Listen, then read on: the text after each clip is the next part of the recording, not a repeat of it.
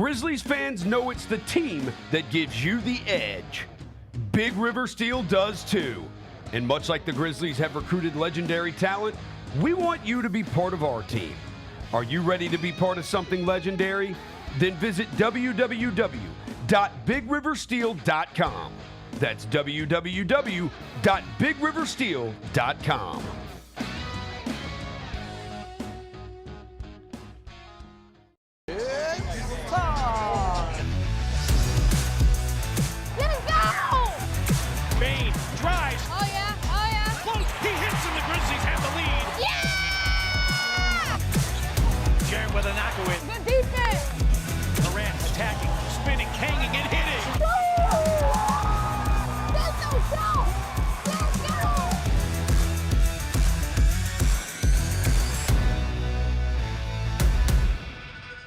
Sonic Radio. Welcome back to Sonic RNDIO. That spells radio with me, the CIO. This just in, the new Sonic $1.99 menu lets you build a crave-worthy meal for just $1.99 an item, whether that's a creamy shake, crispy tots, or a quarter-pound double cheeseburger. This just out. Ostriches. They're mean, not very cute, and in my opinion, way too big for a bird. Don't miss the Sonic Fun 99 menu. 5 items, always $1.99. Live free, eat Sonic. Tax not included. See menu for details. I need cameras to capture every waking moment between Russell Wilson and Jameis Winston on the same team. The pregame prayers will be generational. Because that's preacher and a deacon. That's what we're talking about here. That prayer is going to be 40 minutes. We're going to miss the anthem. Tune in to the Jessica Benson Show with CJ Hurt live every weekday at 8 a.m. on YouTube at Grind City Media and the official Grind City Media app.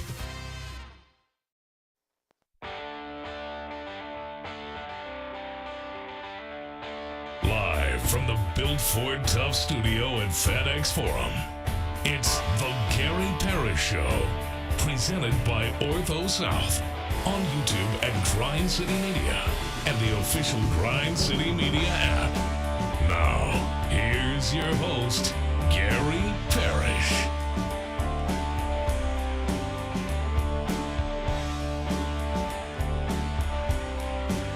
All right, I'm here. My name is Gary Parrish. I'm speaking to you from the Built Ford Tough studio, FedEx Forum, downtown Memphis. Bennett Doyle's right there producing the program. Glad he's with me. Glad you're with me. Hope you're getting through the day best you can.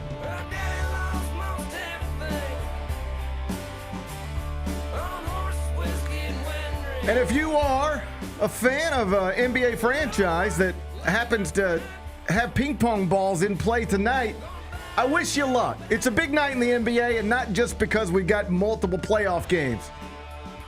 Also because a franchise will learn tonight that it will be allowed later on this offseason to select Duke star Cooper Flagg with the number 1 overall pick in the 2025 NBA draft. Who's it going to be? We don't know. But we'll know by this time tomorrow. We'll know. I don't know. A little later on tonight. We'll talk about it momentarily. First, though, quickly, let me set today's schedule for you. In the next segment, around 10:20, Michael Eaves is going to join me. He, of course, hosts SportsCenter, among other things, for ESPN. He'll pop in here. I'll talk NBA playoffs with him. Michael Eaves is going to be here in about 20 minutes. Finish talking to him, take a break, come back, do 5 more things you need to know, at which point we're going to discuss 5 previously undiscussed stories. Among them, congratulations to all the college graduates who got to walk this weekend. Among them, Austin Simmons, who is, of course, expected to start at quarterback for Ole Miss this season. Interesting young man. He is already a college graduate at the age of 19, and before he's ever even started a game for the Ole Miss Rebels. I'll tell you more about this fella. We'll do that in about 40 minutes. Former Tennessee Titan Harry Douglas was in town this weekend. Oh, no. He was in town this weekend for a Showboats game. That's a hell of a thing to be in town for, isn't it? I'm glad someone was there. He had an interesting Uber experience. I'll tell you what happened, according to him. We'll do that a little later on in the show. Taylor Swift, back in the news this weekend. First, because she was subpoenaed in the legal battle between Blake Lively and Justin Baldoni. And then because she had a Mother's Day lunch in Philadelphia. Oh, nice. It was nice. We'll touch on both of these very important developments. We'll do that in just a bit. The Rockies fired the winningest manager in franchise history this weekend. What are you looking like that for? That can't be saying a lot. Don't be disrespectful to Bud Black. Okay, well, they don't win games ever. Well, so. that's the problem. That is ultimately the problem is they didn't win enough. And so they finally fired their manager one day after they said, we're not going to fire the manager. So it's interesting times in Denver. I'll get you caught up on it. We'll do that in the second hour. And we now know who the Super Bowl winning Eagles are going to open against this September. It's going to be an NFC East rival. I'll tell you which one during a segment we call 5 More Things You Need to Know. Then we'll eventually do GP's carry out and we'll call it a day. So that's the rundown. A lot to get to, but I did want to start with the NBA because it was a fun weekend in the association. 2 playoff games on Friday night, 2 more on Saturday, 2 more on Sunday. The byproduct of all that is that the Pacers are now up 3-1 on the Cavs. Top seed in the East facing elimination. Nuggets and Thunder tied 2-2. Knicks are up 2-1 on the Celtics heading into tonight's Game 4. Timberwolves up 2-1 on the Warriors heading into tonight's Game 4. Also tonight, and this is the biggest headline, draft lottery. It's time for ping pong balls. Oh, I love ping pong balls. Don't you though? Yeah. Do you love them less when you're not involved? Does it take? This is a huge day for 13 different franchises, and there's only 13, even though there's 14 lottery spots because the Spurs are in there twice. We'll get to that in a minute. But there's 13 franchises tonight, and one of them will have their fortunes changed for the better in, at least on paper, a pretty dramatic way. You are going to be allowed, if you win this lottery, to select the youngest Wooden Award winner in history, the face of this past season's college basketball season, and one of the great Duke Blue Devils of all time, if you just focus on what he actually did while he was there. Led the team in the 5 major statistical categories, ran away with the National Player of the Year race, took the Blue Devils to the Final Four, and had them just a couple of plays away from playing on that Monday night and competing for a national championship. It's a big night in the NBA. Yep. In a different reality, could have been a big night for the Grizzlies. It's not. Does that take anything away from it for you? Are you less excited than you otherwise would be? Of course you. No? I don't care. You don't care? No, I don't care because I am of the mindset that I'm not sure how much a rookie's going to help this team going into this season. So it doesn't.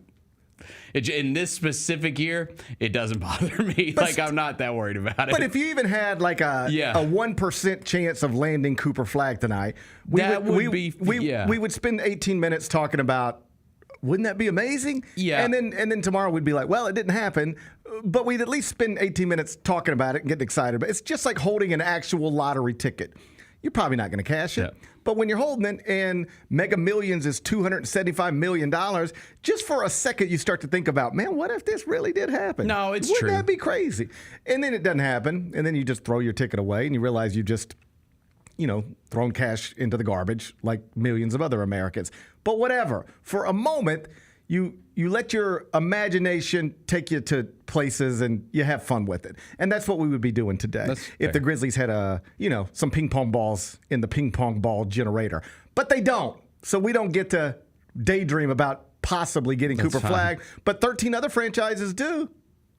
Do you have a preferred destination for Cooper? Is there somewhere you'd like to see him and somewhere you'd hate to see him? The East. Anywhere in the East. You want to send him to the East? Yeah, go to the East. I'm so sick of the West getting good players. I'm done with it. We need the East to get on a little roll here. Okay, well, 2 of the 3 franchises with the best odds are in the Eastern Conference. That's the Wizards and the Hornets. The Jazz would be the other one. And this is important to remember because I think it gets lost sometimes. You'll hear things like, and the Jazz and the Hornets and the Wizards have the best odds to land Cooper Flagg. That's technically true. Yep. It's not good odds. It's just the best. But it's still not good. Even those 3 franchises with the best odds, it's still just 14% chance to win the lottery. So not good odds, but still the best odds. 14% chance for each of them. Philadelphia would be kind of if you just care about the NBA, that'd be kind of a neat place for him to end up. Because if you go to Washington, you're on an irrelevant franchise right from the jump. Yeah, I got no room for that. If you go to Charlotte, they'll be excited in Charlotte, and it'll be a Duke Blue Devil staying in the state of North Carolina. That's what I'm rooting for. that'd be fine. But, downtrodden franchise, God, give them anything to hold on to. But it's not like then you're going to be watching Cooper Flagg in the Eastern Conference semifinals next season. Probably so. But Philadelphia, That could be fun. Well, that's a franchise that's supposed to be competing in its current form. It's just that Joel Embiid can't walk and Paul George is struggling as well, and they really went the wrong way, in part by design after just an atrocious start to the season. Then they just sort of shut everything down and said, all right, we're going to get into the Cooper Flagg sweepstakes.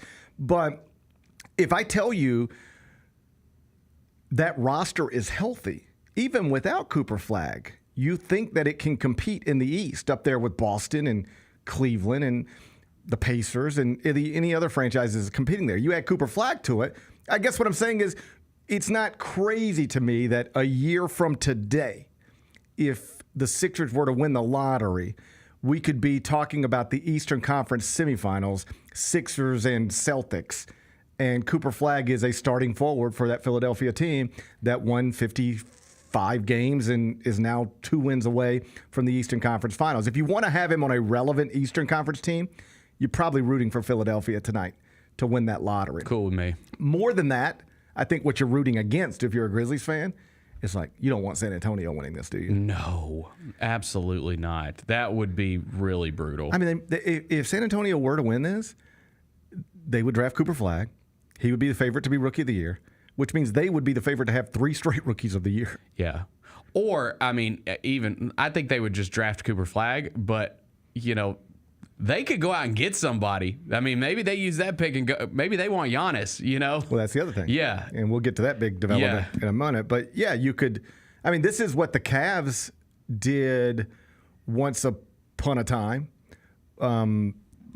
Flipped the number 1 pick in the draft for Kevin Love. Mm-hmm. They just said, we don't want the number 1 pick in the draft. We'd rather have Kevin Love to put with LeBron and put with Kyrie, and it resulted in a championship.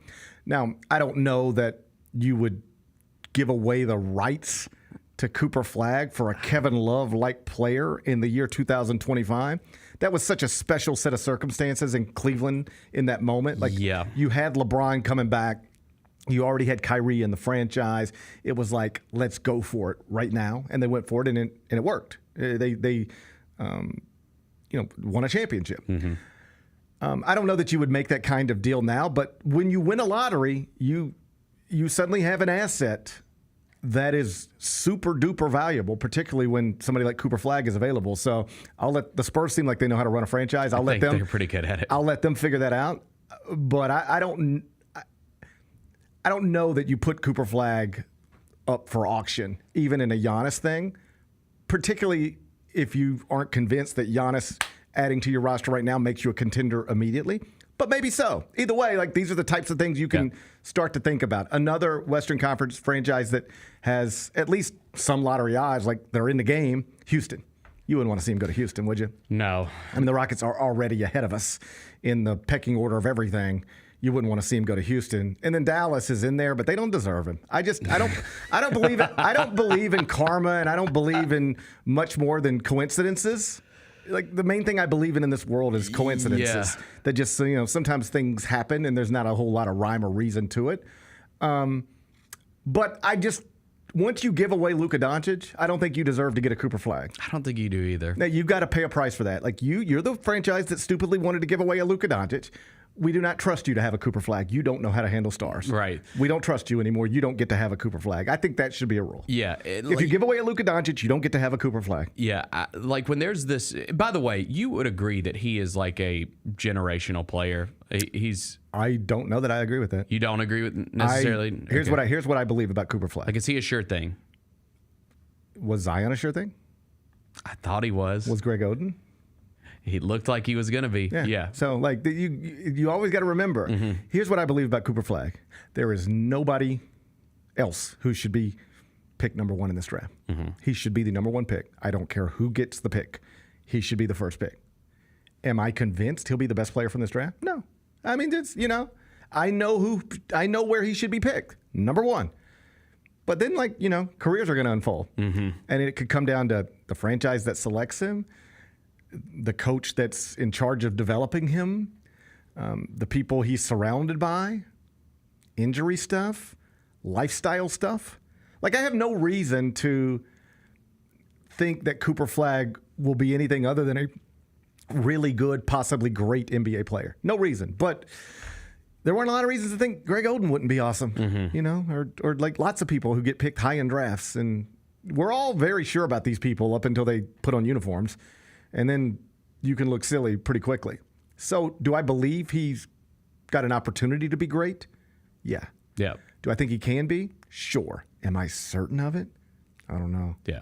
But he is the surefire number one pick, which wasn't the case in like last year's drafts. And I think these drafts where there is a guy that's like, this is the consensus number one, this is who everyone's going to take at number one, just keep it out of the West for me. That's what I'm always rooting against. Yeah. So we'll see. But a franchise will sell a lot of tickets tomorrow based on the idea that tonight they won the opportunity to select Cooper Flagg. So we'll get that tonight, and then we'll get 2 playoff games. And in between all of that, every time they go to a studio, you're probably going to see some version of this story.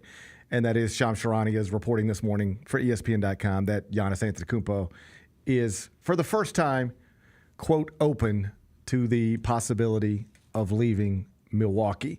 He's 30 years old. His best teammate and highest paid teammate just tore his Achilles. Is probably going to miss all of next season. And when he comes back, like an Achilles tear at that age, never say never. Dame Lillard's amazing, but it's totally reasonable to assume he'll never be the same. That's a reasonable thing to assume. Right. It's a yucky thing to hope for. I'll be rooting against the most reasonable thing to assume, which is that he'll never be the same. But that is the most reasonable thing to assume. He'll never be the same. So you're Giannis. You got next season without Dame. That ain't going anywhere. Right. Then you get Dame back. Where's that going? Keep in mind, it wasn't that good. It wasn't going well, yeah. It wasn't going that well anyway. So then it just comes down to what do you want to do with the rest of your career? You can be Dirk. You can be Milwaukee's Dirk. All-time great, statue out front. You've already won a championship, but you may never compete for a title again. Or you can have your agents work with Milwaukee's front office and try to figure out what is out there possibly and what isn't. And if there's a better basketball situation for you and your family, do you want to walk away from Milwaukee and try to finish your career in a more competitive place than what it appears Milwaukee's going to be on paper? That's a Giannis Antetokounmpo decision. Different people would answer that question differently. Dirk answered it one way. LeBron clearly answered it another, right? Different people will answer that question different ways. But the idea that it is being reported on May 12th that Giannis is open to leaving Milwaukee suggests that that's where this is headed. Yeah. Once you were, quote, open to it, and the Bucks probably realize it's the best thing for them as well. They love you to pieces, but they probably need to start this rebuild, and it's easier to do it without you than it is with you. It's also easier to do it because you got the championship. That's Yeah. Yeah. He'll be a legend there forever. Right. Regardless of if he ever plays another home game there again. So I do think it's probably easier. Doesn't mean it's easy, but you don't feel like you're running from unfinished business, right, or running away from the opportunity to do something significant in the city that selected you. You've already done that. You've done it. You'd like to do it more, but you've already done it at least once, and that does free you up. I don't even think Bucks fans would be that irate with this report this morning. Maybe some, sure, but I bet most people are pretty reasonable and understand. I'll talk to Michael Eaves about it next. How about Mr. Irrelevant coming from the Memphis Tigers? Yeah, how about that? New England Patriots Second took time. Memphis defensive back Kobe Minor with the 257th overall pick. If you're the player getting drafted at that spot, it's almost better to go undrafted and pick a place as an undrafted free agent to sign with where you have a better chance But of you get a sticking. lot of stuff.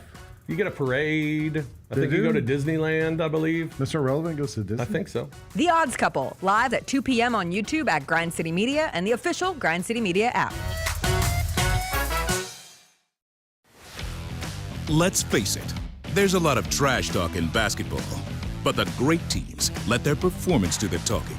Like Ford F-150 with Pro Power on board, a class-exclusive industry-first feature that turns your truck into a mobile generator and leaves the competition speechless.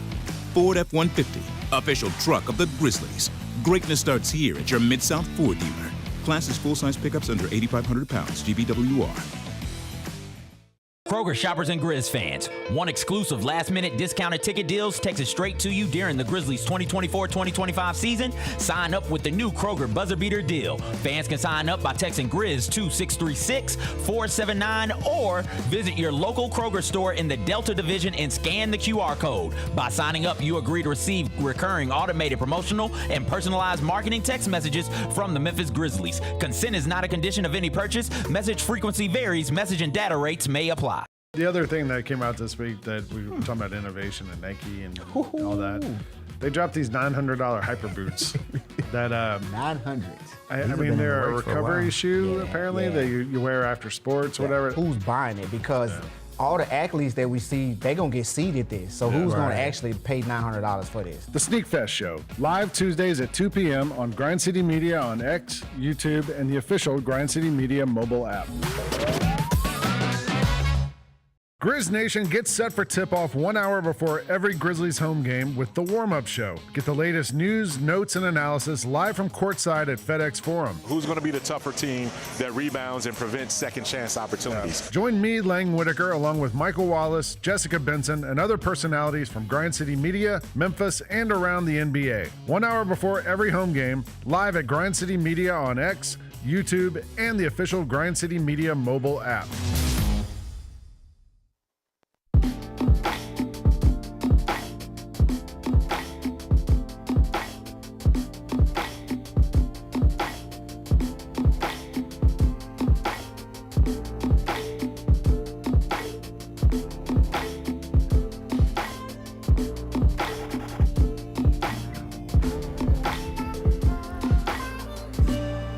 Welcome back, Gary Parrish Show, presented by Ortho South. We're inside the Built Ford Tough studio, and thank God we're inside because it's yucky outside. Lots of rain. Hopefully everybody's staying safe. On Mondays in the second segment, I'm joined by Michael Eaves from ESPN. He's on X at Michael Eaves. And I want to start with some breaking news I just saw, and I don't want to catch you off guard. If I'm doing it, I apologize. But NBC just announced that Michael Jordan is going to be a special contributor to their NBA coverage starting next season. Do we believe that means Michael Jordan is going to be some sort of studio analyst or some sort of presence on NBA coverage? Because we've never, for as famous as he is, he doesn't speak publicly a lot. That would be fascinating to see. Well, that's the thing, and that's the question. What does special contributor actually mean? Right. Is he going to be there for every studio show? Absolutely not. Could he be there a handful of times throughout the course of the year, maybe in the playoffs? I could see that. But nothing in his past, as you mentioned, would suggest that he'd be willing to sit up there like Charles and Kenny and Shaq and just talk about basketball all the time. So I don't see that. But I do wonder what special contributor means, because I also couldn't see him like doing interviews with players. Like, that's not who he is. He doesn't really – he wouldn't position himself that way. So it all depends on how special will be defined by NBC. Well, you see Tom Brady like sit down and do these interviews with like Patrick Mahomes, and they're fine, but there's always like this weird subtext of like, this is the GOAT, and this is the guy who's the best candidate to replace him as the GOAT, and they have to talk about each other like that elephant's not in the room. And Brady seems more comfortable doing that than Jordan would be. I don't know Michael Jordan at all. He doesn't strike me as the type of person that would easily hand flowers over to the younger generation. You're absolutely right. There's nothing in his past that would suggest he does that. Just, he's wired differently. Yeah. And that's fine. Like, not all GOATs should be the same, but that's not Michael's MO. So, again, I'm very interested to see. First of all, I'm surprised that he even agreed to do anything, quite honestly. And so now if he's agreed to it, well, what did he actually agree to? Like, what would Michael Jordan say? All right, cool, yeah, I'll do that. And for how much money, right? But here's the thing. If you're NBC and you can get Michael Jordan to be involved in anything, you do it. That's right. That's right. Talking to Michael Eaves from ESPN. Big headline this morning from your colleague Shams Charania at ESPN. Giannis Antetokounmpo is, quote, open to leaving Milwaukee under these circumstances. The circumstances being that he's 30 years old. They seem to be in a bad place from a roster perspective, especially considering Damian Lillard is now recovering from an Achilles tear and probably won't play at all next season. If you were Giannis, do you have idea for how you would handle this situation? Because different people handle it differently. There's the Dirk way, which is, this is my home. I'm going to ride it out. I'll be here till it's over. And then there's the Damian Lillard or LeBron way where, hey, I did as much as I could do here, but now it's time to go somewhere else. How would you handle that? I think Giannis is sort of a blend of those people. Like, he feels very at home in Milwaukee. I don't think he necessarily wants to play in New York or Los Angeles or some of the large media markets simply because they're those cities.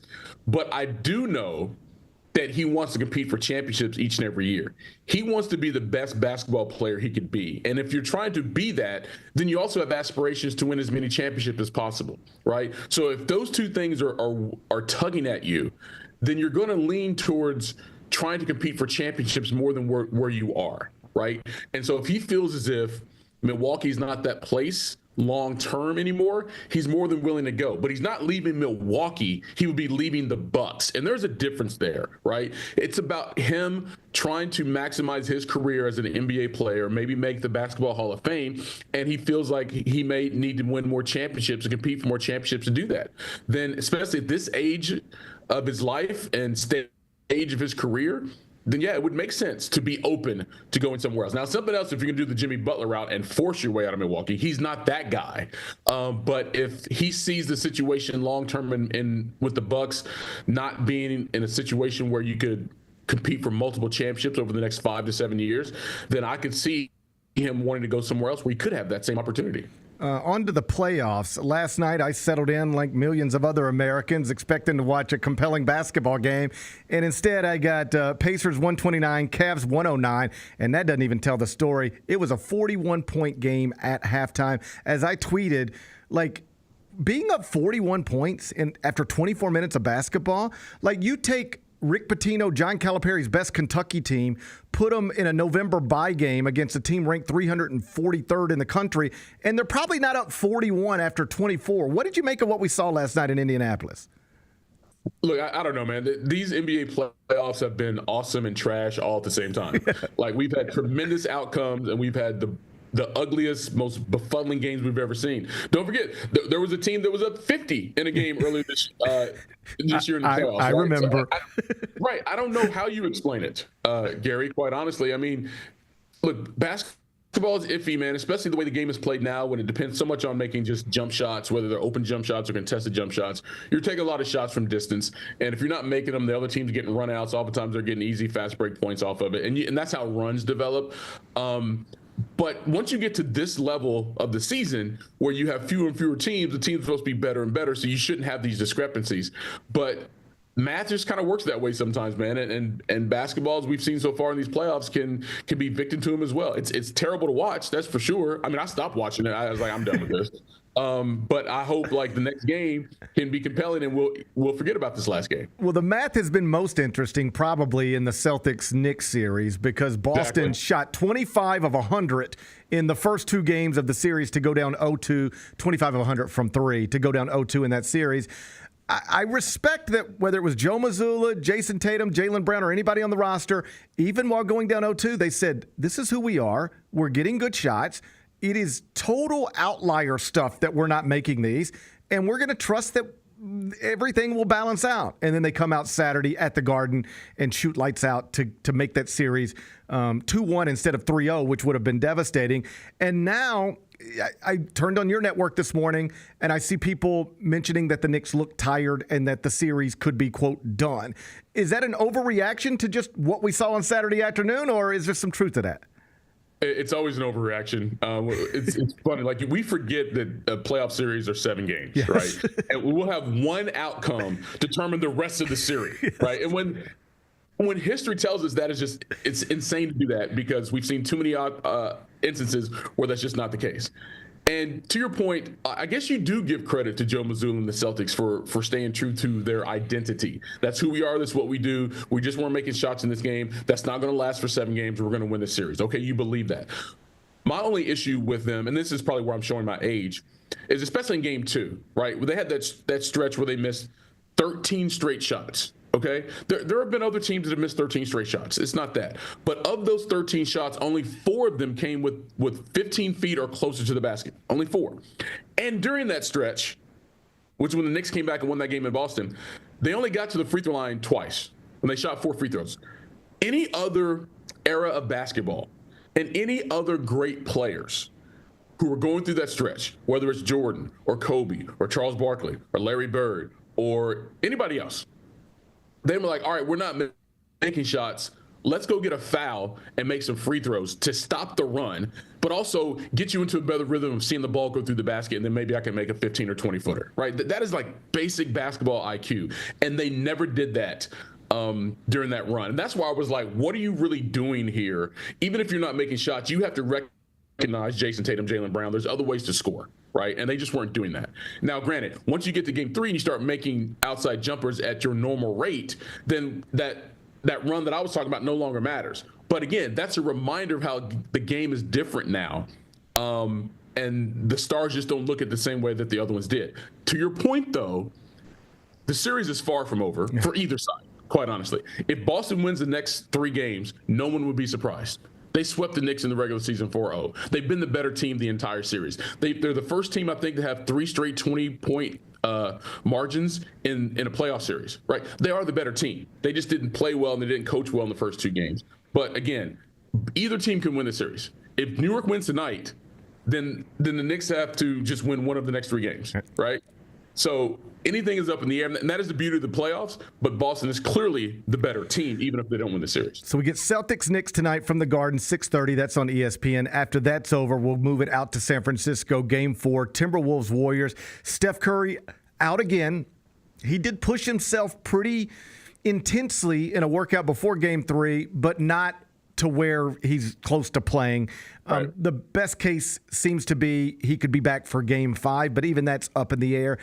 Can Golden State steal one of these without him just to extend the series and give themselves a fighting chance once he's back? Absolutely. I mean, they literally had a chance to win the last game. Yeah. Really. I mean, they were there. And that was the game they probably needed to win because of how poorly Minnesota started, right? If they win that game, we're looking at this completely different. And even Anthony Edwards admitted, he brought it up to Gary Payton II, I believe, during the game. He said, y'all trying to get this to a Game 6, right? If they get it to a Game 6, then Steph is back, and then maybe anything can happen.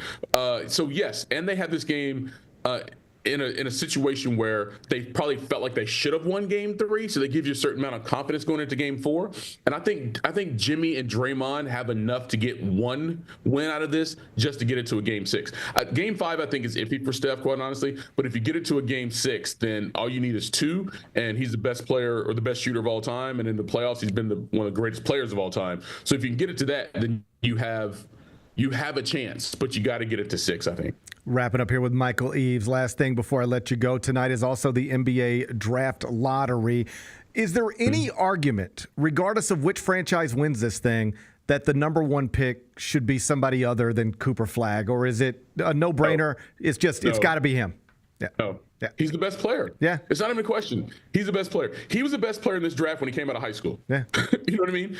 And then all he did at Duke was cement his spot as the number 1 player. He is that good. He has all the tools, especially for the modern NBA game. He put all of that on display in one season at Duke. Yeah, they didn't win the championship, but so what? That's 2 totally different games, and the best player in college doesn't always win the championship, and the number 1 draft pick doesn't always lead a team to a championship in college. He's the best player. He's the most well-rounded. It's just a question of who gets the pick. And for him, how does that impact his development as an NBA player? Right? We lose sight of that sometimes as the guys come in. What is the environment in which they are selected? Because that truly matters. Like, think, for example, if Philadelphia gets the number 1 pick, all of a sudden they're in the playoffs next year.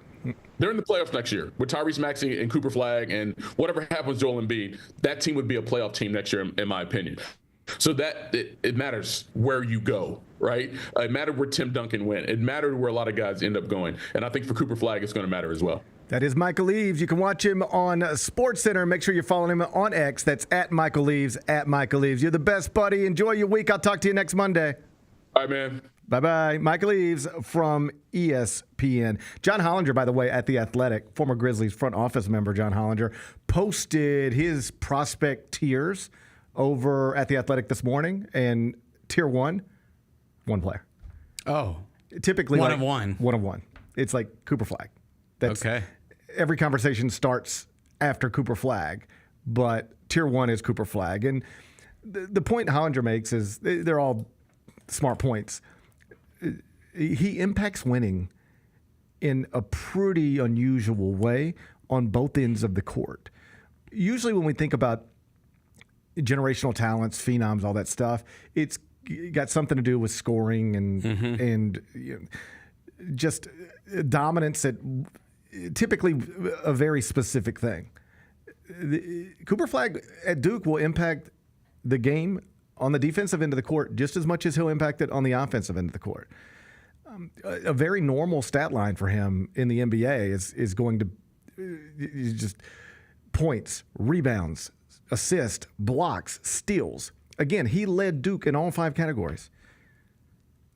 He led what is still at KenPom the best team in the country in 5 major statistical categories.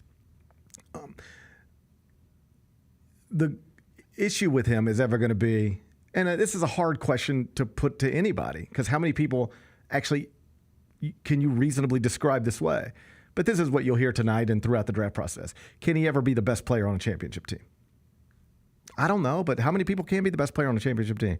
Like 5. Yeah. Yeah, right. It's probably a little more than that. Yeah. But it ain't much. No. It's not much. I mean, I guess Jason Tatum can be. Obviously, LeBron could at one point. Steph, KD, Giannis, Jokic. I mean, I probably get you to, but it ain't a lot. So I just think that's a hard bar to set. But can he be, like, I don't mean in terms of style of play, because he's very different. But, like, Scottie Pippen was one of the best players in the world, but not the best player on his team. So was Scottie Pippen the best player on a championship team? No. Could he have been? Maybe. But, like, I tell you what he was, an awesome sidekick to Michael Jordan. And there's, reasons to believe Jordan never accomplishes all the stuff he accomplished if not for having that.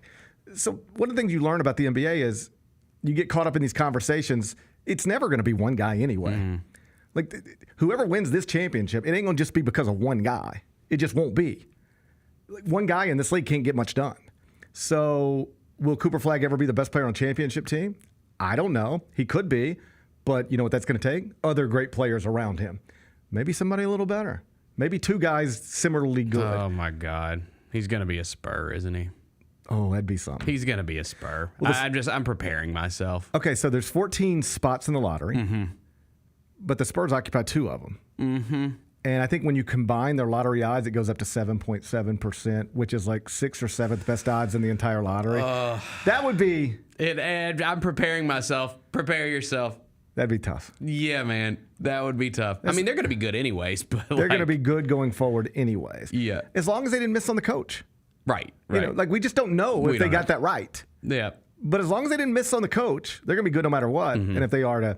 And keep in mind, like, we all talk about this like it's... You either get the first pick or nothing. Like, they get the second pick. That's right. They're going to add... Yeah, they're going to add a nice piece. Yeah. Or package. Yeah. They got... I don't like how much them in Houston have to work with this offseason. Yeah. I'm not loving that. Yeah. Yeah. And like you mentioned earlier, these are also franchises. And OKC for that matter. Well, like, so you talk about San Antonio, Houston, OKC just in the West. They're all franchises that are set up to be good going forward no matter what. And also in positions to add incredible or at least interesting pieces from this draft. Yep. A lot of flexibility. Yep. I'm jealous of them. I'm a little jealous myself. I'm a little jelly. Hey, congrats to all the college graduates this weekend. Did you see folks walking around? I did. They were walking there, their caps and gowns. It's always fun. Did you walk? Of course I walked. I walked across this stage. Wait, no. Yeah, we did ours here at FedEx Forum. Yeah. My high school graduation was at the Coliseum. I don't remember where my college graduation was. I'm pretty sure my college graduation was here. They've been doing it here forever. I graduated in 2011? Did I graduate in 2011? I think mine must have been at the Pyramid. Did I graduate at the Bass Pro Pyramid? You might have. You might have, man. I'm sure they had graduations there. I think I might have graduated at the Bass Pro Pyramid. Yeah. Congratulations to Hey, I bet nobody graduated at the Bass Pro Pyramid this weekend. They should bring that back. Bring it back. Bring it back. Bring it back. I'll go graduate. Man, you walk across like that pond or whatever. Or you go graduate up at the thing up top. I think still never been. You still never been to the Bass Pro at the Pyramid? Mm-mm.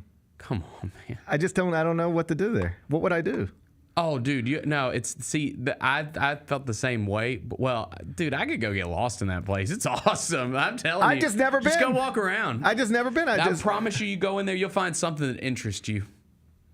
You'll go in there and you'll find one section that's like, man, this section was meant for me. What section do you think that would be? I don't know. What are you into? I'm gonna get there. I'm not into much. Dude, they got it's. That's the thing about me. I'm not into that much. As big as it is, it's bigger than you think. My wife is always saying, not that. That's not what she says. My wife is always like, she thinks she has an incorrect impression of how I live my day-to-day life. Mm-hmm. She thinks because I'm in group text with friends and stuff, she's always like, and you're always hanging out with your friends. She didn't say it in this voice, but that's the way it feels. That's the way it sounds to me. And I'm like, I don't hang out with anybody. I play golf sometimes with people. That's it. That is the extent. I really don't even remember the last time I hung out with somebody. That's not healthy. Like just go to a bar and hang out with somebody or go have lunch with somebody or anything like that? That's the good stuff. Do you hang out? I hang out a lot, yeah. I'm a hangout. Well, I mean, now that I have kids, it's a little different, but yeah, I don't hang out. I like to hang. You ready for this? Not only do I not hang, I don't even miss hanging. Oh, I love to hang. I don't even care. Man, go to the bar, meet somebody at the bar for a quick lunch, grab a few drinks, go sit in someone's backyard. Like, I'd rather just sit. That's the good stuff. Go sit on the porch. Does this speak poorly of me? I'm fine just at home. I'm fine at home too. I don't need to hang out. I don't hang out, man. I like to hang out. I hung out a lot this weekend. I like to hang. So when you're saying like you should go to the Bass Pro Pyramid, you'll find something for you. Yeah. I'm like, there is nothing for me in this world. Like I've literally gone up there and just walked around just for fun. I mean, it's right there. It's the pyramid. Think about how many experiences you had there. It's kind of fun to just walk in there and be like, I remember this place. I'm going to go. Yeah, just go walk around. But I'm not convinced I'm going to find something I'm interested in because I'm not interested in much anymore. No. You're going to go. I'm interested in YouTube. You're going to go. That's all I'm interested in is YouTube. I'm telling you, you're going to go in there and you're going to think that, and then you're going to see something that catches your eye, and you're going to be like, you know what? I kind of want to be interested in that. Like that bird feeder or that. Should I be interested in kayak or that kayak? Yeah, or that outdoorsy I got into a kayak once. They got you could get like a fire pit, I think. You know, they got all kinds of stuff. You'll walk in there and something's gonna catch your eye. I do like a good fire pit. Yeah, I do enjoy a good fire pit. That's what I'm saying. You're gonna walk in there and I already be like, have a fire pit though. But you'll walk in there and be like, maybe I'll see a better wow, one. look at that accessory to go around my fire pit maybe in my backyard. Maybe I'll get a fire pit accessory. Yeah. Maybe I'll go to the pyramid and get a fire pit accessory. Yes. All right. Yes. All right. Okay. Do it. I think I'm going to do it. Do it. What I was trying to say is that my interests are pretty narrow at this point in my life. I'm interested in YouTube. That's about it. Mm-hmm. Golf and YouTube. YouTube's great. Golf and YouTube's all I do. YouTube's great. I have to fight my children over it every day. Yeah. Whew. It's tough. Yeah, it's tough. Congratulations to all the college graduates. That's what I was trying to say. Somehow we ended up talking about the Bass Pro Pyramid. Among them, Austin Simmons, who's going to be starting quarterback at Ole Miss this year. Do you know his story? No. I was kind of unfamiliar. This is going to be one of those stories where if you're an Ole Miss fan, you're like, of course, we know that. But I didn't know this story. I don't know. He graduated this weekend. He's never started at Ole Miss. He's 19 years old. Oh, wow. He's freshman quarterback. He will be a sophomore quarterback. Okay. But he has a bachelor's degree at the age of 19. Damn. We hear about reclassified players all the time. Amani Bates, Jalen, or I don't even remember. But like Cooper Flagg was a reclass. This dude is a 2-year reclass. He skipped 2 years. He was originally class of 2025. Damn. And he reclassed to 2023. Interesting story, but the dad's got some wild quotes. Okay, good. Dad's got some wild quotes. I'll share them with you next. Gary Parrish Show presented by Ortho South. Going to do our pick six, 6 favorite Outkast songs in honor of Outkast being inducted into the Rock and Roll Hall of Fame. Elevators is the most creative. Me and you. Yes. Your mama and your cousin too. And I can't. Every time I hear somebody say me and you, I just go to the next one, right? Get all of your HBCU sports and culture news by tuning in to HBCU Huddle. with CJ Hurt and Mike Wallace. New episodes drop every Thursday on grindcitymedia.com, YouTube, and Spotify. Creed. By overwhelming demand, the Summer of '99 tour returns. July 27th, FedEx Forum. With special guests 3 Doors Down. And Mammoth WVH. Tickets on sale now at livenation.com. Creed returns, the Summer of '99 tour. Kroger shoppers and Grizz fans, want exclusive last-minute discounted ticket deals texted straight to you during the Grizzlies 2024-2025 season? Sign up with the new Kroger Buzzer Beater deal. Fans can sign up by texting Grizz to 636-479 or visit your local Kroger store in the Delta Division and scan the QR code. By signing up, you agree to receive recurring automated promotional and personalized marketing text messages from the Memphis Grizzlies. Consent is not a condition of any purchase. Message frequency varies. Message and data rates may apply. The other thing that came out this week that we were talking about innovation and Nike and all that, they dropped these $900 hyper boots that 900. I mean, they're a recovery shoe apparently that you wear after sports, whatever. Who's buying it? Because all the athletes that we see, they're going to get seated this. So who's going to actually pay $900 for this? The Sneak Fest Show, live Tuesdays at 2 p.m. on Grind City Media on X, YouTube, and the official Grind City Media mobile app. Yesterday was the talk of the town. It was a cow on the side of the road. Do you live close to a movie theater? I'm just curious because maybe the cow was trying to go to the movies. Tune in to the Jessica Benson Show with CJ Hurt live every weekday at 8 a.m. on YouTube at Grind City Media and the official Grind City Media app.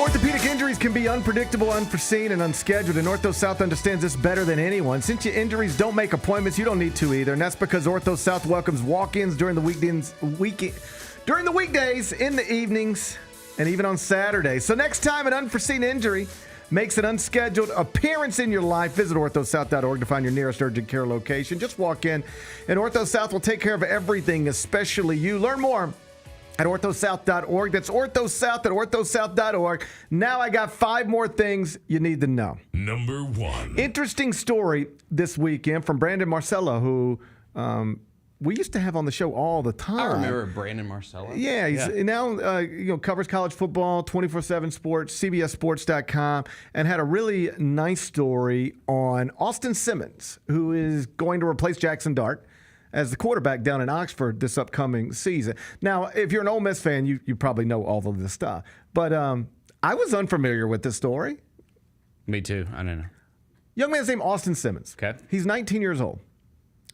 The reason Brandon did the story this weekend is because he graduated from Ole Miss, the University of Mississippi, this weekend. He is the rare college football player who is going to graduate college before he starts a college football game. He's a 2-year reclass who, played behind Jackson Dart last season, got some snaps, all that stuff, but will be the starting quarterback this season at the age of 19 and having already completed his bachelor's degree. He's got an associate's degree as well. And that ain't easy at that school. Is it? You would know. I mean, I don't know. I didn't go to Ole Miss. I thought you. Oh, yeah. Your family did. My wife went to Ole Miss. Yeah. My oldest son went to Ole Miss. Yeah. It doesn't seem that difficult. Okay. I mean, I'm not trying to disparage my family's education, but is it difficult? I don't know. You tell me. I went to Memphis. I wouldn't know. Do you you want to know something crazy about college for me? Yeah. I don't remember studying. I don't remember doing anything.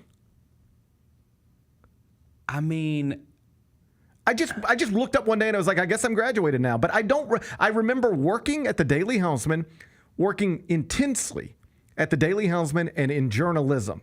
But in terms of actually like going to college, I don't remember I remember specific things being like way harder than like, you know, a certain course would be really I don't think there was hard. ever Yeah. a week of college where I attended every class.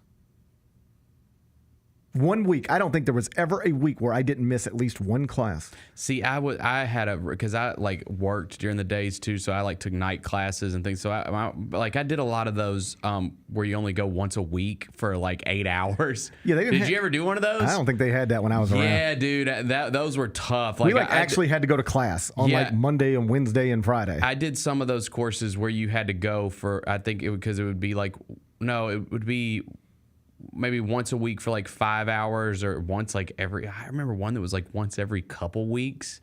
Yeah. I have no recollection of actually like.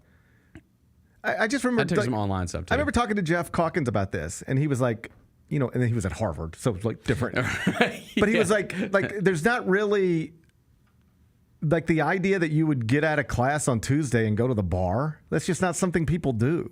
Right. That's like all we did.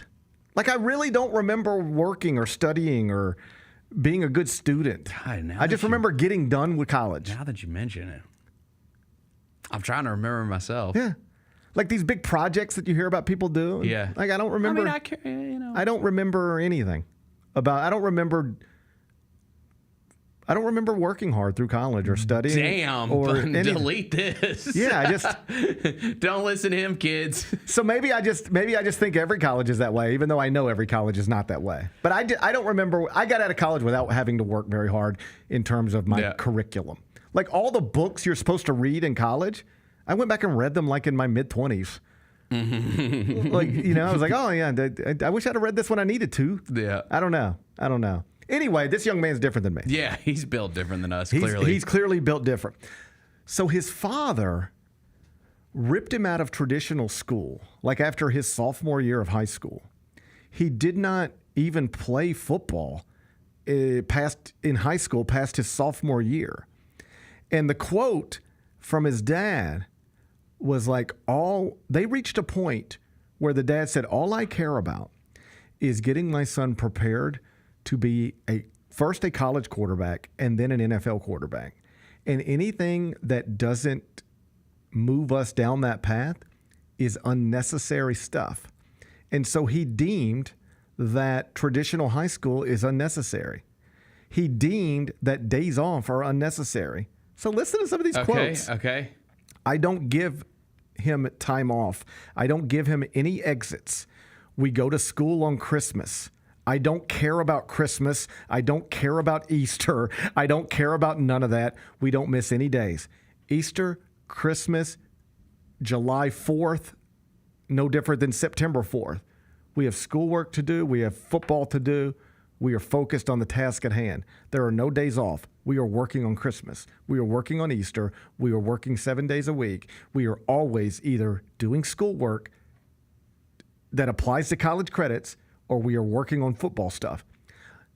He graduated college in Oxford on Saturday, flew to Florida on Sunday to work out with his private trainer. Here's another quote from the dad. Dad says about leaving school, I got rid of the babysitting part of it. That's all school is a bunch of babysitting. They want them there at 7 o'clock until 2:30 or 3 o'clock so parents can drop them off and go to work. My kid didn't need basket weaving. He didn't need wood shop. He didn't need electives. I put him with what he needed for college and added more classes for the same amount of time that he would have been in the classroom. Is this healthy? Okay, so he's clearly going to be successful, right? Like he's going to be successful unless he crashes out, right? But he's that's a good point too. I mean, I don't know, dude. Like if I worked every day and on holidays and my whole life, would I make more money? Yeah, probably. But like, I also don't think I would enjoy my quality of life. Oh, I think that's really interesting. Yeah, like an interesting.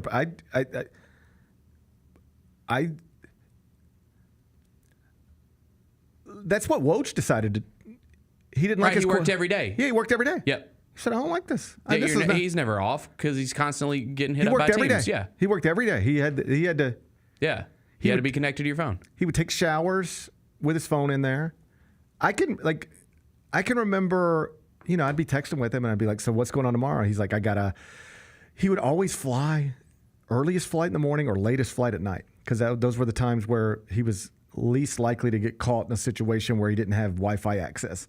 Like his whole life was based around his phone. And he just said, this is not the way I want to live anymore. And so could he be the best NBA newsbreaker in the world by living that way? Sure. But at some point, you don't want to live that way. It's not an enjoyable life experience. Right. We all have those challenges to lesser degrees. And here's one for Austin Simmons. Like, okay, clearly things are going well for you. Right. You're a college graduate at 19. You are starting quarterback in the SEC. Apparently a hell of a baseball player, too. Things are going well. But, like, are you having fun? Mm-hmm. Is this a good life? It reminds me a little bit of the Todd Marinovich story. You too young to remember Todd Marinovich? Maybe. So, same type of deal in terms of dad just shaped him to be a quarterback. Mm-hmm. And they would brag about weird stuff, like bragging about we don't take off on Christmas. That's a weird thing to brag about. Or at least it's an unusual thing to brag about. Yep, Maybe not sure, weird. Sure. And, like, I remember Todd Marinovich, like, one of the big things was, like, and he's never had a Big Mac. It was like, yeah, you know, my son's never had a Big Mac. And it just like, became a thing. Like, and Todd Marinovich's dad has been so strict with him that he's never even had a Big Mac. And they would took great pride in he never ate a Big Mac. And maybe I didn't think this at the time, but certainly looking back on it, it's like, why are you so proud of having never eaten a Big Mac? Like, who gives a shit? Right. You know, what are we doing? I bet, I bet Juan Soto's had a Big Mac and also a $700 million contract. Mm-hmm. It's not like, what are you? And Marinovich, spoiler alert, he crashed out. Yeah. Like he went off the rails, got a drug problem, and it was like you try to keep somebody right here 24 hours a day, 7 days a week for their entire life, and boom, it can really go. So you wonder, is this actually healthy? A healthy way to live your life? It's going brilliantly so far. Yeah. But does this? I don't know. I mean, I'm fascinated by it, though. But, I mean, at the same time, I say it from my perspective, and that's just but, dude, I mean, you can't argue with the fact that he's probably going to, make a ton of – he's probably already making a lot of money right now. Yeah, he's starting quarterback for Ole Miss. Oh, let me be clear. You know what I mean? I'm just wondering about these things. I don't have – being a father is difficult, and it sounds like this guy is a better father than me. All right? Same. Yeah. All right? It sounds like he's amazing. I would be worried about, are you too singular focused on life, that when you make your whole life about this type of stuff, if it doesn't work out, they can get real complicated. I don't know. I didn't know much about the Ole Miss quarterback until this weekend, until I read this story, and now I'm interested to see where it goes. Either way, fascinating story. 19 years old, going to be the starting quarterback, already a college graduate. Football season just right around the corner. Let's go. Number 2. Harry Douglas was in town this weekend. Former Tennessee Titan. You put this on here. I was going to send this to you this morning. So he comes into town for the Showboats game. Yes. Showboats were on TV again yesterday. Yes. They lost again. They can't win a game. Man, it's tough out there being a showboat, isn't it? They cannot win a football game. So Harry Douglas, he tweets this yesterday morning, 10 o'clock in the morning. Just landed in Memphis and get inside my Uber, and the man is literally smoking weed. I said, bro, I'm going to work with this full suit on and can't be smelling like weed. What would you do? You get in an Uber and your driver is smoking. I'm not giving him. Besides ask him if you can get if he'll pass it back. Or her, of course. women smoke too. And drive Ubers. As someone who does not care about that, that's fine. You do what you want to do. If I can, it's all good with me. But if I got into the Uber and my Uber driver was just straight up smoking a joint, I might have a little problem with it, because in my head, I'd be thinking, man, this person doesn't give an F about anything. Well, that's the problem. I'm scared. It's Are they going to get a road rage incident or something? Well, that's the thing about it. I used to have a friend in college, and she delivered pizzas. That's how we knew each other. Yeah. We both delivered pizzas. And she literally drove around with a bong between her legs the entire night. Yeah, see, that's just a level of not giving an F that I don't know if I could get on board with. She was just high 24 hours a day. Yeah. And literally in a car, driving around pizzas. And the bong is in. If she got pulled over one time, it's over. Yeah. And just does not care. Yeah, that's just. So I would be less concerned that this person can get me from point A to point B, fine, as much as I'm concerned about. You got to be pretty brazen to just be driving around on the way there. Just what else is going on? Yeah. That I would be concerned. I don't mind my bartender smoking. Like if I go up to the bar to get a drink and it's like, oh yeah, he'll be back in a minute. He's out back smoking. Fine with me. That's fine. Whatever. Yeah, I'll wait. I don't think you should be picking me up at the airport and then smoking driving me home. Well, no, I mean, dude. Here's the thing. Again, I got no problem with it, but what I do have a problem with is. Some people don't like that smell and don't want to smell like That's right. that. And you're going to smell like That's right. that if somebody's smoking in the car. Right. Harry's 100% right there. Yeah. Like, come on, dude. You can't send me to work smelling like weed. No. Yeah. That's a fair complaint. That's a totally fair complaint. I paid for this Uber. That's right. Yeah. That's like, right. like, come on. I know it's your car, but I paid for this Uber. Like, there's got to be some level of customer service here. I've gotten into an Uber and I can smell weed, but I've never had somebody like That's light different. up. That's different. Right. Yeah. Have you ever had a weird Uber? Like you got in and I've you're had like, a weird Uber, yes. I've had weird ones. Yes, I've had a weird one. My biggest thing about Uber drivers, I know you feel a certain way about. I like the ones that are cool either way. Like you can get in, and if you want to have a conversation, they'll have a conversation with you, and if you don't, they'll just be quiet the whole time. Those are my favorite Uber drivers. I never want to have a conversation. I know you don't. Sometimes I do. But it's not because maybe I am rude, but I don't mean anything by it. I'm just I would rather just have AirPods in and listen to whatever I want to listen to or watch whatever I want to watch. Or sometimes I'm working. I'll pull my computer out. I'm literally working. I do not want to have a conversation in an Uber with a driver because I always think there's something else I could be doing and probably should be doing. But I am also not strong enough to be rude to somebody. Like I've seen people do that before. Like, yep. Like the driver be like, "So, what are you in town for?" And they say, "I'm sorry, but I'm busy," and I can't do that. That's intense. I don't know how to do that. No, that's mean. That's too aggressive. That's too aggressive. But people do that every day. But I can't do that. Nah, that's too aggressive. I do not want to talk to this Uber driver, but if this Uber driver starts talking to me, I can act disinterested. Mm-hmm. But that's as far as I can take it. I can't be rude. Yeah. No, I'm with you 100%. By the way, my guy in the chat said, "What about cigarettes?" I think the same thing applies. Like I don't want to smell it. I would rather. Yeah, like I don't want to smell cigarettes. I don't think you should be smoking a cigarette while I'm in the Uber. No. No. Yeah, you don't want your clothes smelling like that. That's right. Yeah. Yeah. Like, I don't even like, it is crazy that we used to sit in restaurants and the people at the table next to us be smoking. Yeah. That is crazy. I mean, this is someone, my mama smoked her whole life with the damn windows rolled up. That's like, right, trust me, I've been there, but it is wild that it used to be that way. Yeah, I had a weird Uber experience. I don't know. At some point during the NCAA tournament, I got home late.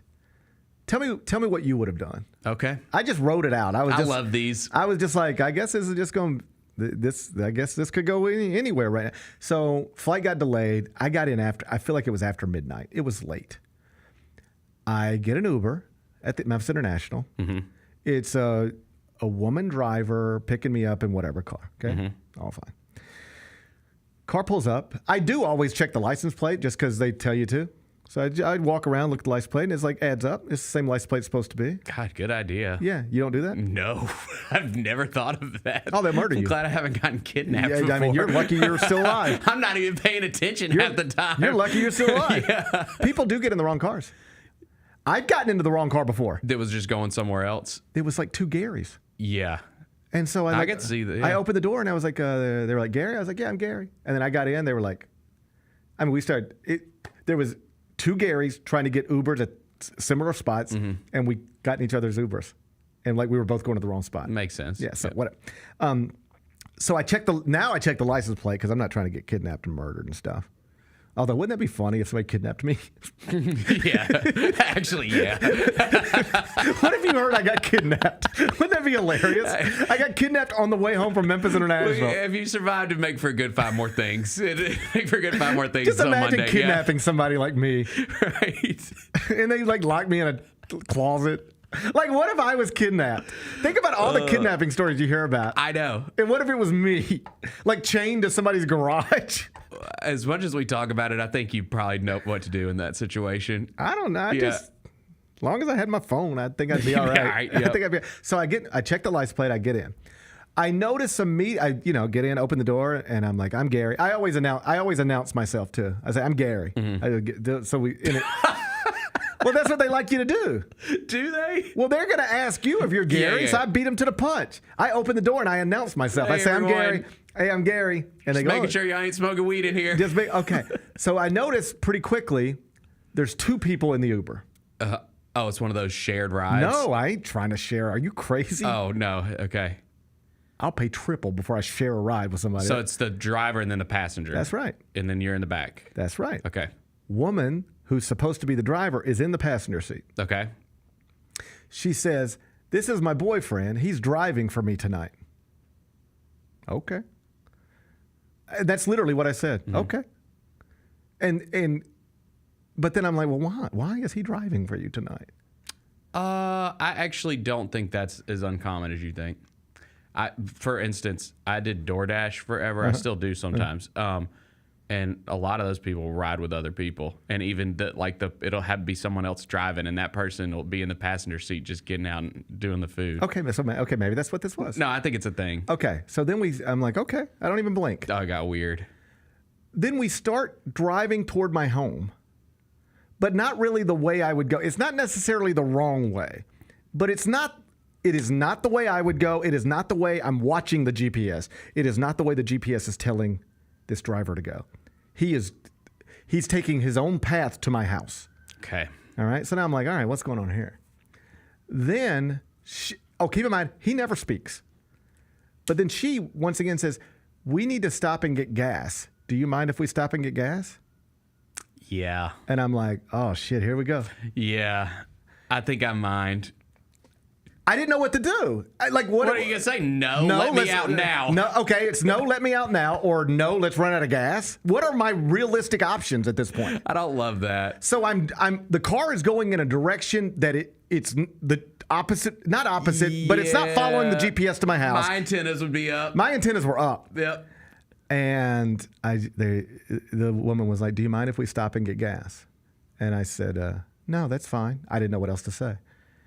And so then, right by the airport, we're at a gas station, and I'm like, this is a setup. I'm getting set up right now. And then, you want to know what happened? What? Filled up with gas and took me home. Everything was fine. Good. Okay, perfect. Thank God. Filled up with gas and took me home. Everything was no fine. harm, no foul. No harm, no foul. But there was a moment where I was like, this is how it happens. This is a setup.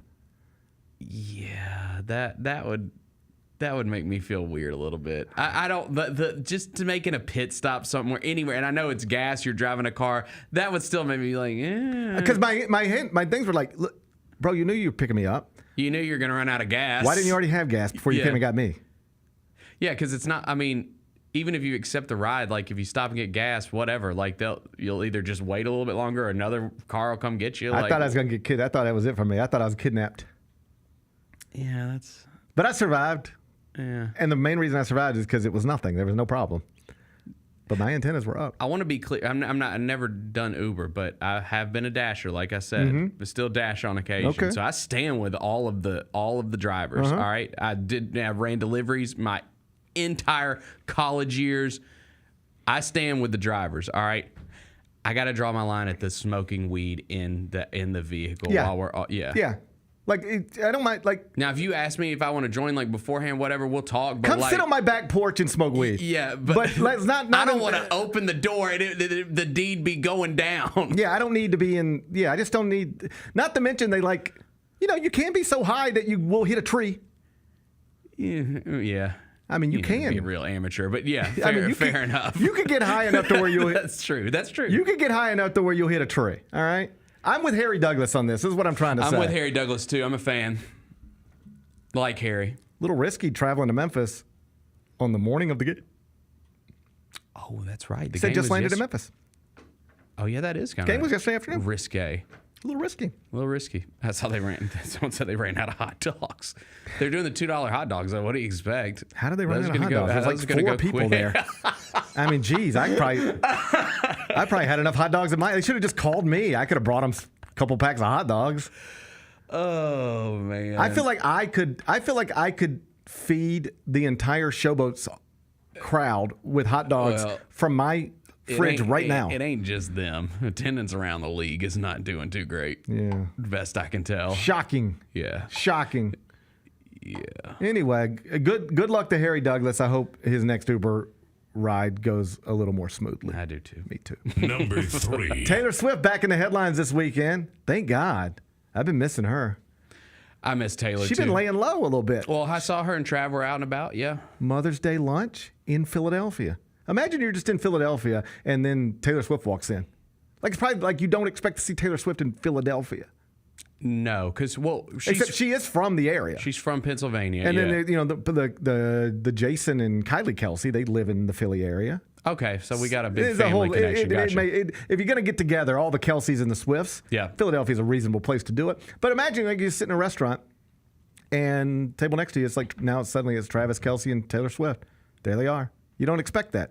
Like you sitting in Malibu, you might expect to see Kim Kardashian walk in. But you're sitting in Philadelphia, you don't think Taylor Swift's walking in. No. I bet that was quite the treat. Yeah. Travis's hair looked pretty good, growing it out a little bit. What do you think? He looks cool. Yeah. He looks domesticated. Yeah. He looks. I'm digging it. He's kind of ditched like the dumb jock. He's trying. Aura. I don't know. We'll see. I like we'll it. See. Respect. It's just good to see him again. Yep. We live in a world where when you don't see people for a minute together, you assume that they hate each other. Mm-hmm. You know? Just true. Yeah, it's like, I guess they're broken up. Well, now they just maybe didn't post it on Instagram in a minute. Yeah. It's fine. Right. Not a big deal. Good to see him. Comes just 2 days later, after Taylor Swift was subpoenaed. She's now in the middle of a legal battle between Blake Lively and Justin Baldoni, and people are suggesting this has caused a real strain on her relationship with Blake Lively. Yes. And Taylor Swift, of course, unfollowed her husband, Ryan Reynolds, so... Nah, she hates them. Yeah, hey, I love you. You're my friend. But why are you mixing me up in this shit? Yeah. I bet she is done. Just like, because what does appear true is that Blake Lively tried to use her friendship with Taylor Swift in some way. In some way as it connects to... Evidence being she got subpoenaed for this thing. They clearly think there's some kind of involvement, right? Or they're just trying to... I mean, I'll let lawyers tell you what they're trying to do. Yeah.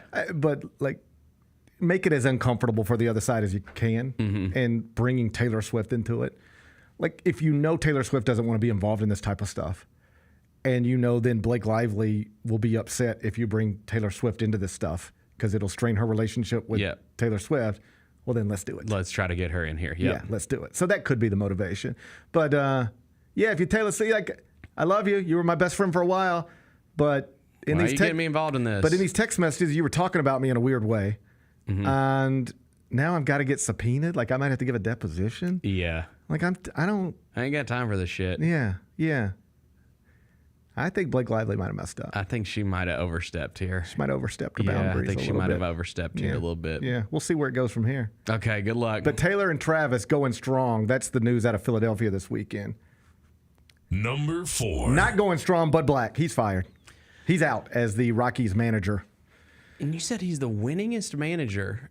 He was there for a long time. In franchise history. Yeah. How was he there that long? Well, okay. When didn't they go pretty far, not within this decade, maybe? Oh, who can remember? All I can tell you is they're 7-33 right now. And this is interesting. Trash. They were asked on Saturday morning, like, hey, when are you going to do something about this? The front office was, like, ownership group, all that. Like, yo, this is historically bad. They're off to the worst start since your Orioles, like, embarrassed themselves. Yep. So on Saturday morning, they're like, listen, we're not going to make a change. We still think we could turn this around, and we love Bud. And then they lost 21-0. That's insane. I mean, you're a professional baseball team. How do you lose 21-0? Yeah, that's insane. So, like, after you say we're not going to make a change, you lose 21-0. Yeah. Then they come back on Sunday. They won yesterday, and then they fired him after the game. But I don't know if you saw Dave Roberts, the Dodgers manager. He's like, that's not Bud's fault. Like, I don't know. You can take Casey Stengel, put him in charge of the Rockies. They ain't doing much. Oh, I think there's something to that.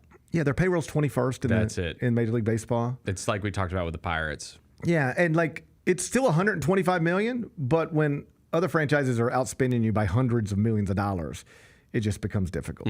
So everybody will end up getting fired there. Bud Black first to go.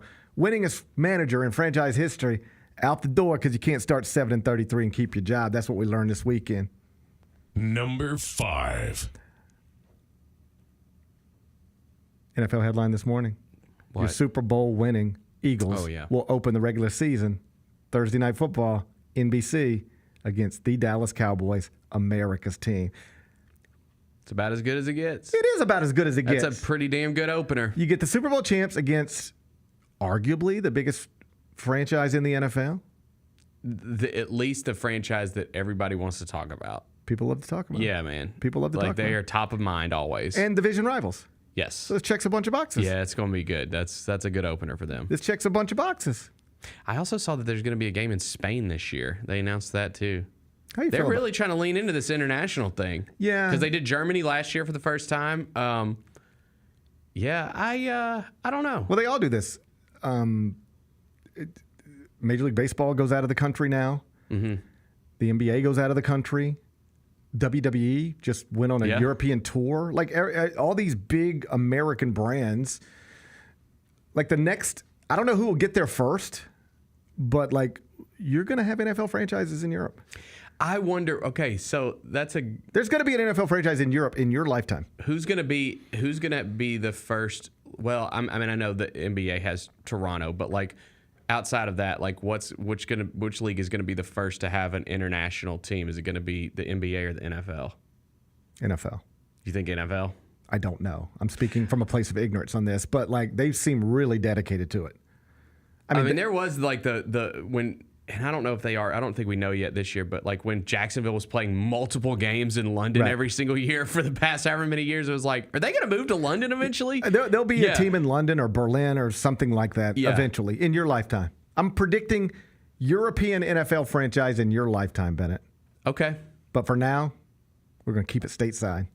Cowboys and Eagles, Philadelphia. I like it. There's your season opener, NFL season. It'll be here before you know it. Yes, it will. Be back with GP's Carryout.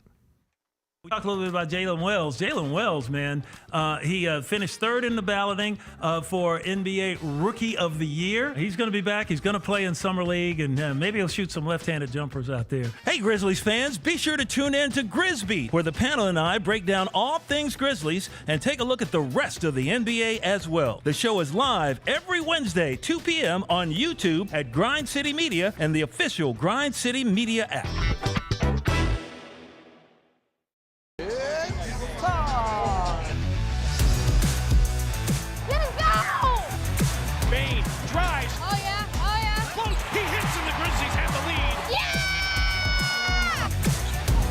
With a knockaway. Good defense. Durant attacking, spinning, hanging, and hitting. Let's go!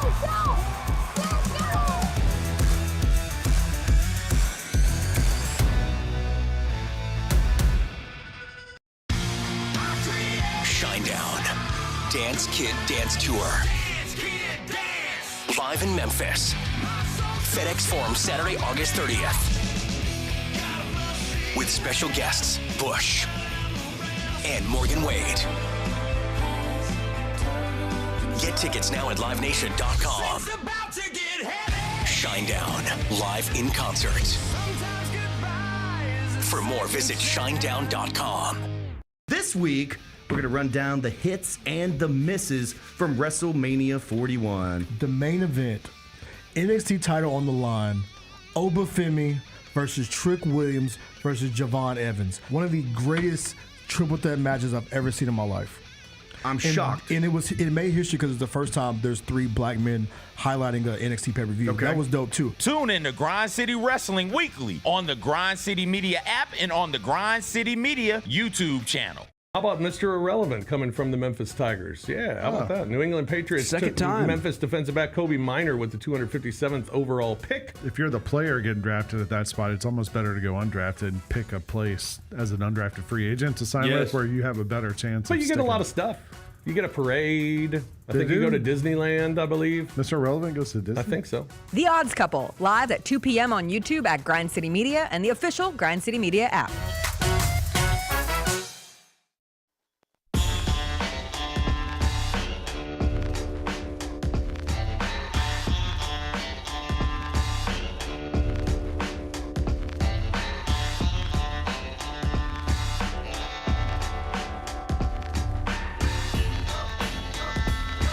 Welcome back, Gary Parrish Show, presented by Ortho South. We're in the Bill Ford Tough Studio, FedEx Forum, downtown Memphis. Hey, Bennett, I got something for you. What's going on? I got something for you. What's up? I forgot I got this. What? It came in the mail yesterday. What? What? Oh, my God. I got you a pocket watch. Look, I got one too.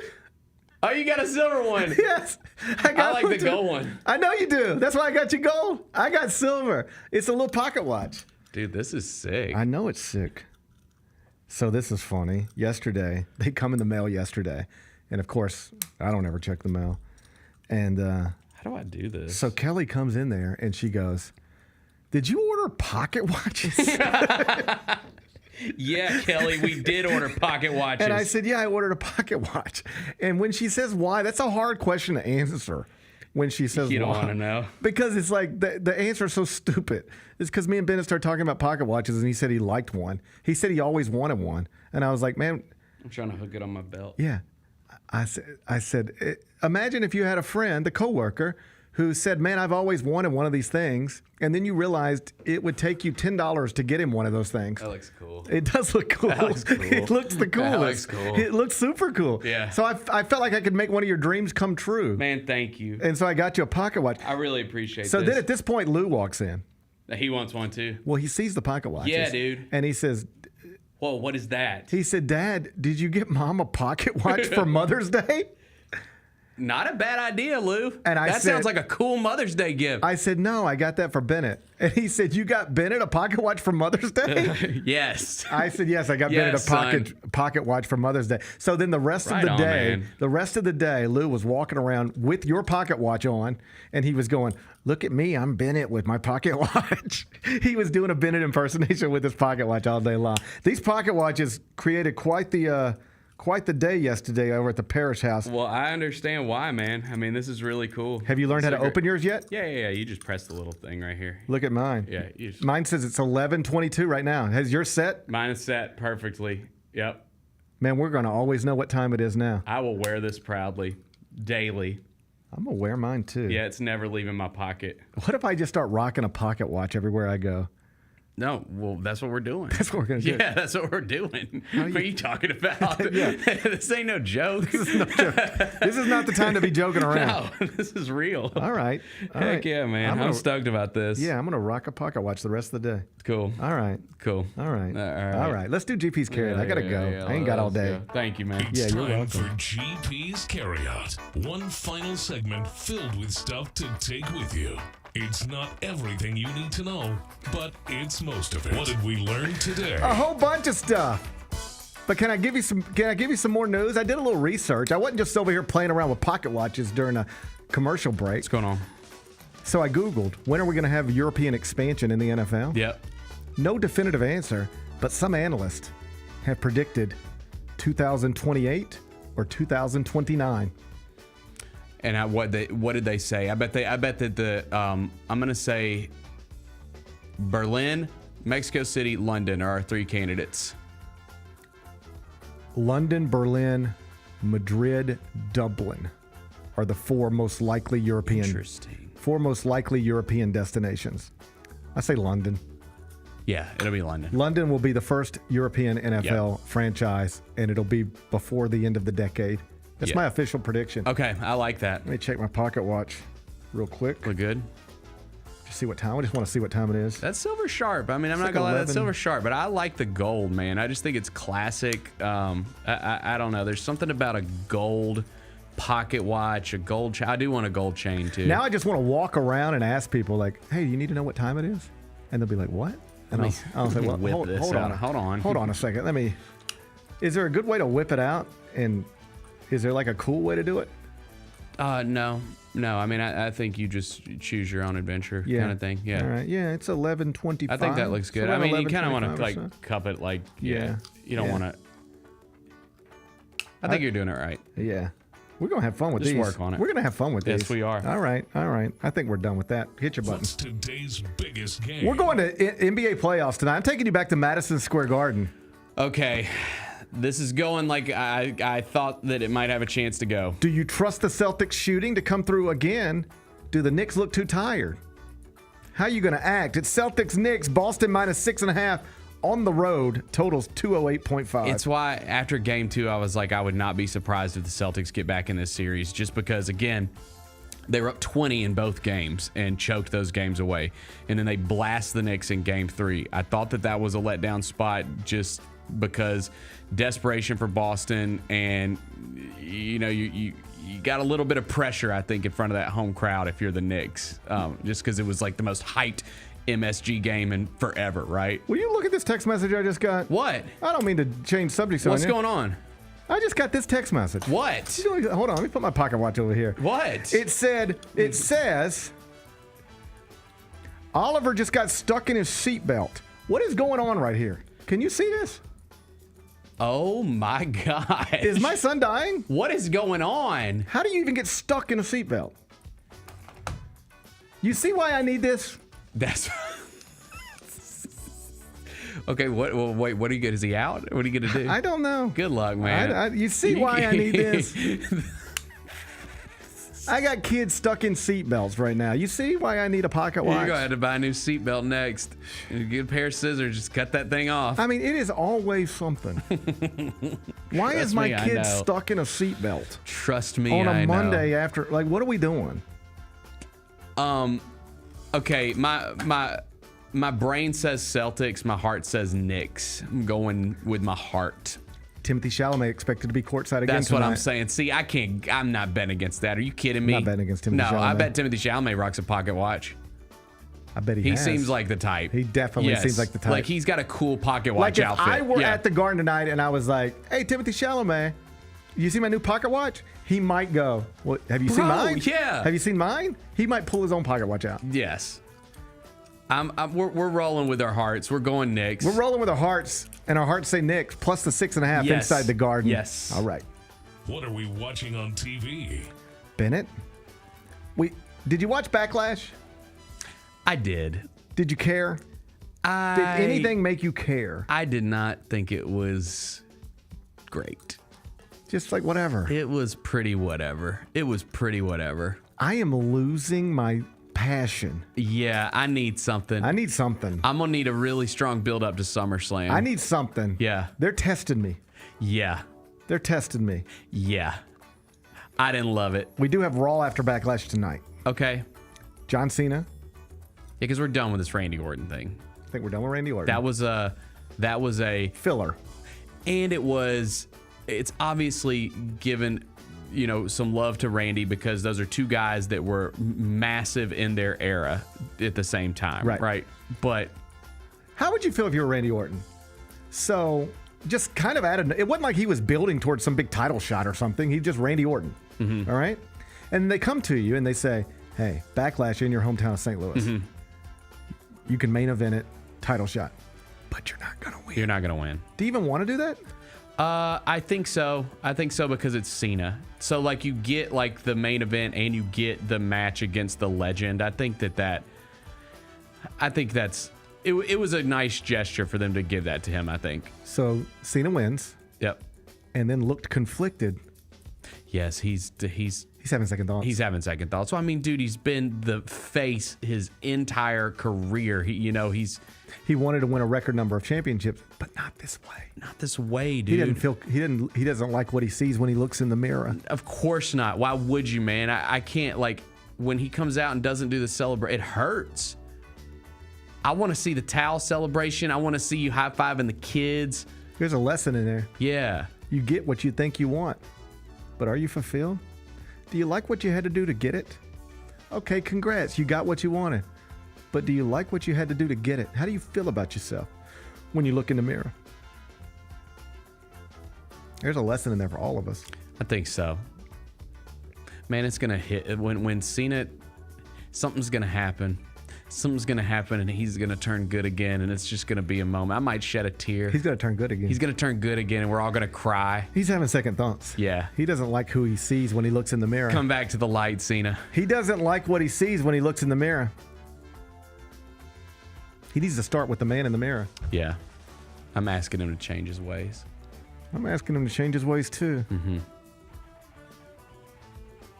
Going to make that change. Yep. Yep. Make that change. What's going on tonight on Raw? AJ Styles against Finn Balor. That'll be a good match, actually. I'll watch that. Rhea Ripley, Io Sky will be in a tag team match.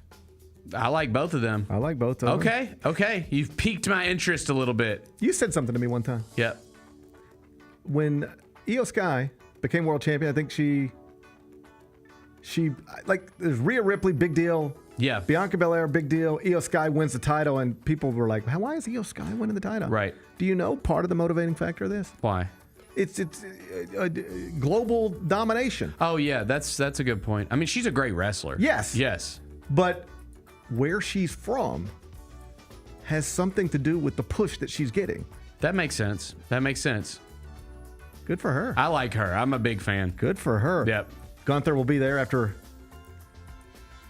a victory over Pat McAfee. You know what? Pat, he can hold his own. I mean, dude, he can hold his own in the ring. He's not great, but he was never meant to be. No. You know what I mean? Yeah. Like, it's he's on commentary. He's doing it, man. Yeah. Whatever he wants to do, he does. That's right. Good for him. Yeah, I liked that. Good for him. Dominic Mysterio will be there. Seth Rollins will be there. It's a big night. I'm in. Raw on Netflix, 7 o'clock. What's the best thing we've read? Over at CBSSports.com, we got mock drafts. Adam Finkelstein has updated his with the lottery going tonight. So if you haven't seen that yet, go check it out. Then the lottery will unfold tonight live on ESPN, and we will all have to update at least the first 14 picks of our mock drafts over at CBSSports.com. And then we'll be talking about it all night on CBS Sports HQ. So if you haven't seen Finkelstein's latest mock, go check that out, and then we'll update them tonight once somebody wins the Cooper Flag sweepstakes. What's on tap for tomorrow? Well, tomorrow will be Tuesday. We'll be looking back at 2 playoff games, getting ready for more playoff games, and we'll know who's picking first in the 2025 NBA draft, and by extension, selecting Cooper Flag number 1. Tick-tock, the clock is ticking. Yeah, it is. And do you know how we know the clock is ticking? Because we have pocket watches. Because we are men with pocket watches. Sophistication. Look at how sophisticated we look right now. Enjoy the rest of your day. This is also how you hypnotize somebody. That's right. I'm going to try when we get out of here. Do you believe in hypnosis? Sure. Me too, I think. I'm going to try to hypnotize someone with this, yeah. I'm going to hypnotize myself. Yep. Can you? I believe in hypnotized minds. Look at this. This is the way you do it. There you go. What if I hypnotize myself right now? To be careful, man. I need to get be off careful. air first. I need to get off air first. All right, I need to save this for home. Yeah. You know? Enjoy the rest of your day. I'll enjoy mine. We're going to be back here tomorrow at 10. Till then, be careful, be kind, be good. Rep your hood.